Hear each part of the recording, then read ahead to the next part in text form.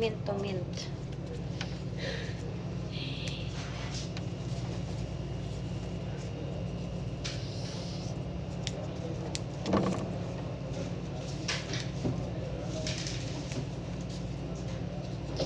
Si Doraemon.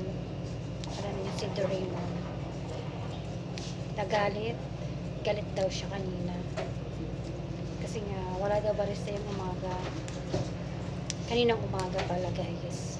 Galit na galit. Tapos, alam nyo, guys, sabi ko niya,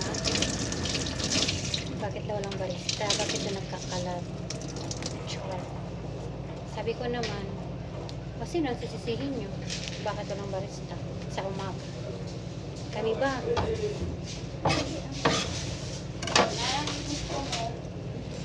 Ganun pa rin, tray. Walang palaman. Okay lang yan. Walang palaman.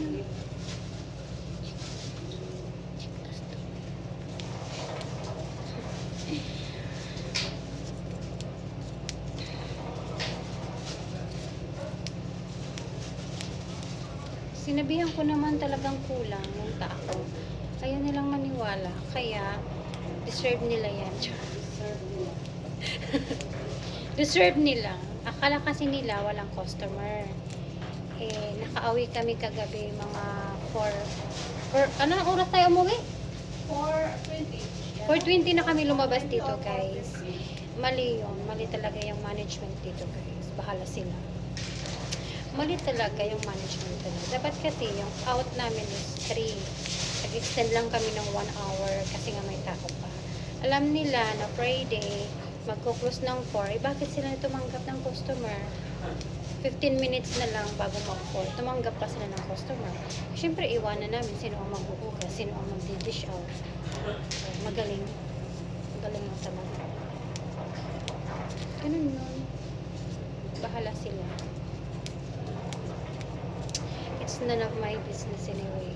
Tapos na yung duty ko. Tapos na yung trabaho. Yun lang. Yun lang ang masasabi ko.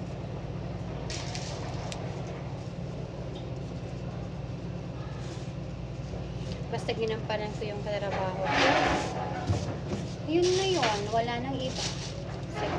So, ako'y nagkakalat. Ginampanan ko yung aking trabaho. Hindi ako nagkulang. Ginawa ko naman ang lahat ang makakaya ko. Char! Bisyosa ko. Dito yung aming ano sa Tagalog pala yung ano manager.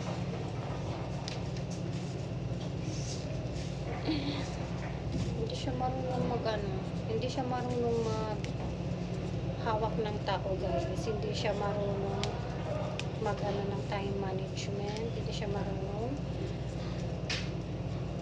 Sa totoo lang, hindi talaga siya marunong lahat overall.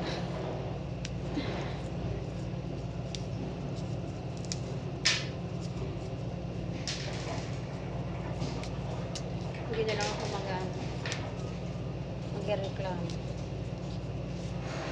Sarili ko na lang ang reklamuhan ko, guys. Kasi hindi natatapakan yung ating pagkatao. Char! Bisyosa ka. Huwag kang madrama. Malapit na yung sahod. Kailangan tayo maging masipag, guys, for the future. And for the kaikikan. Charles. Ang dami kong ganap sa buhay. Ang dami kong mga pangarap. Ang dami kong mga gustong gawin.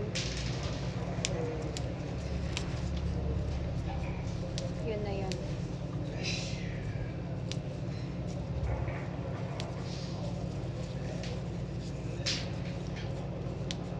Nagkasagutan kami ng hindi naman nagkasagutan na parang nag-explain lang din ako. Sabi daw kasi yung amo namin nagalit daw, bakit daw madami pang hugasin. Sabi ko naman, wala kasi kayong pang umaga. Bakit kasi pinayagan nyo yung isa na reliever sa umaga every Friday na hindi pumasok? So, Sino ang may kasalanan? Ako. Bakit mo sa akin sinasabi? Ako yung oras ng trabaho ko is gabi. Alangan naman mag 24 hours akong mag-job.